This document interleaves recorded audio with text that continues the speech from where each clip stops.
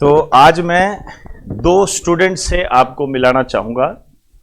दो स्टूडेंट हमारे लिए तो चमकते सितारे हैं भाई, और आपसे मिलाने का जो उद्देश्य है वो ये है कि उन्होंने जो बेमिसाल कामयाबी प्राप्त की है। बेमिसाल शब्द का जो मैंने इस्तेमाल किया है ये अभी आपको वो बता देंगे कि बेमिसाल क्यों। 5 एग्जाम क्लियर कर चुके हैं, 5। एक वेद प्रकाश है, एक राहुल है। तो वेद प्रकाश को बुलाओ, आ जाइए।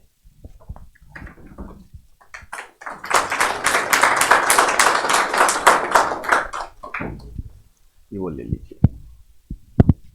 ये वेद प्रकाश यादव है भाई, और इन्होंने एसएससी 2019-2020 से टैक्स असिस्टेंट सीबीडीटी और 20 से एक्साइज इंस्पेक्टर वडोदरा से ये हो गए, सिलेक्ट हो गए। ये है डॉक्यूमेंट वेरिफिकेशन करवा के आज यहीं आए हैं। और ये आप टेंशन मत रखो, आपके लिए भी मिठाई लाए हैं। इसलिए ज़्यादा घबराने की आवश्यकता नहीं है। और अब दूसरे जो है वो है राहुल। राहुल को बुलाओ भाई, आओ भाई राहुल। ये राहुल है। हालांकि जब ये पढ़ते थे तब थोड़े से स्लिम थे, अब थोड़े से आवश्यकता से इनका आयतन बढ़ चुका है। आ जाइए आगे। और लगभग ये बता रहे थे 5 एग्जाम मतलब क्लियर कर चुके हैं। पूरा बताओ राहुल, इनको कौन कौन से एग्जाम क्लियर किए हैं आपने इसमें? इधर आ जाइए थोड़ा। जिस पोस्ट में मैं अभी हूँ वो जूनियर इंजीनियर की, सभी लोग जानते हैं जूनियर इंजीनियर, वैसे तो सेक्शन इंजीनियर बोलते हैं रेलवे के अंदर। और ये 2018 की वैकेंसी थी, 2018 मार्च में निकली थी। उसमें मैंने 2020 में ज्वाइन किया था। 2019 में लगभग मेरी 5 एग्ज़ाम इसके अलावा और क्वालिफाई हुआ था मैं। फर्स्ट मेरी एग्ज़ाम थी 2016 सीपीओ, तब मैं क्वालिफाइड हुआ था। उसके बाद में फसाई, आपने नाम सुना होगा ज़्यादातर अपने बोटल्स वगैरह पे, रैपर्स किसी पे भी फसाई का फूड सेफ्टी स्टैंडर्ड वाला, इनको कराया जाता है इकोनॉमिक्स में। असिस्टेंट की पोस्ट थी, तब मैं उसमें क्वालिफाई हुआ था। वो 2019 में रिजल्ट आया उसका भी। देन आईवी के अंदर भी मेरा सिलेक्शन हुआ था। मैंने कभी लाइफ में नहीं दिया 10+2 का, मेरा एमटीएस के अंदर भी सिलेक्शन हुआ है। 92% बनी थी मेरी उस टाइम पे। और 2 एग्ज़ाम और थे मेरे इसी के साथ में। ये जो लास्ट में अभी मैं यहाँ पे ज्वाइन इसलिए किया मैंने, इससे बेटर भी मेरे पास ऑप्शन थे। साथ में मैंने मेंस भी दिया था 17 का, 18 का भी मैंने दिया। देन यहाँ पे मैं इसलिए हूँ क्योंकि पास में है जयपुर का, यहीं पला बड़ा हुआ हूँ, यहीं पे मैंने ज्वाइन कर लिया। अभी मैं डीआरएम ऑफिस में चीफ टेक्निकल असिस्टेंट की पोस्ट पे वर्क कर रहा हूँ। ये है भाई, आप रखो अपने पास। तो ये है जी हमारी तो विभूतियाँ, ये है साहब।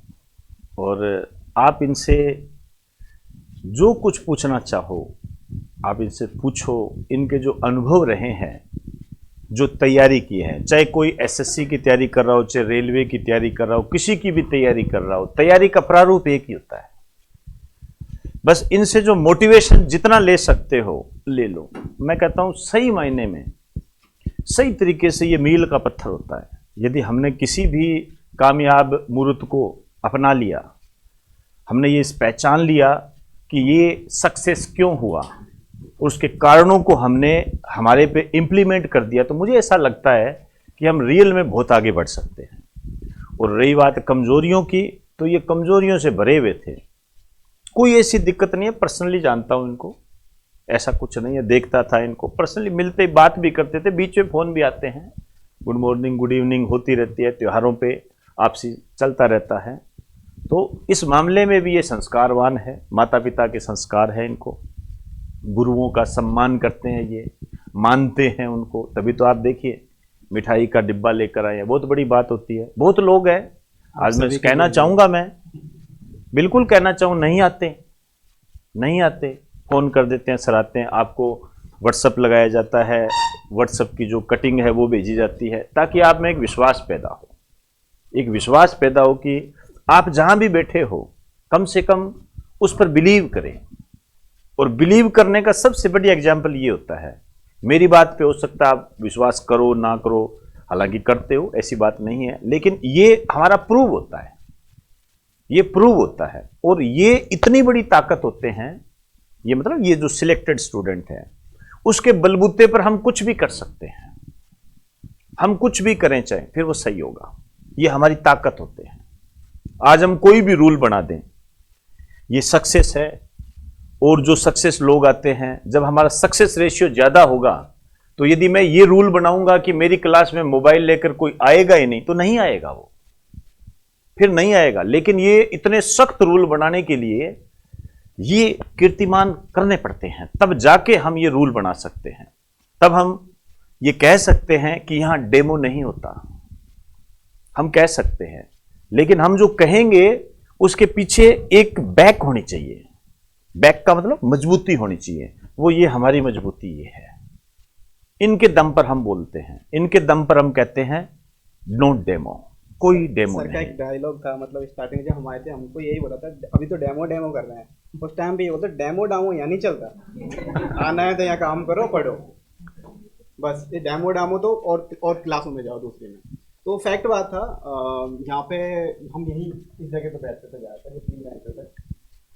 ये थे, मैं था, और एक मैम थी अंतिमा, सर जानते हो क्या? हाँ बिल्कुल बिल्कुल, वो भी सिलेक्ट हो सिलेक्टेड गए। हैं। लेकिन यहाँ कंप्लीट पूरा यहाँ रहते थे, यहाँ बैठते थे बच्चे, ऐसे ऐसे करके देखते थे, मुझे आज भी याद है। और मैं कहता ना भाई क्या सर आप तो पढ़ाओ सर, देख लेंगे हम, अपने आप देख लेंगे। वो खिड़की है वहां पर, ये खुली रहती थी, उसके बाहर बैठते थे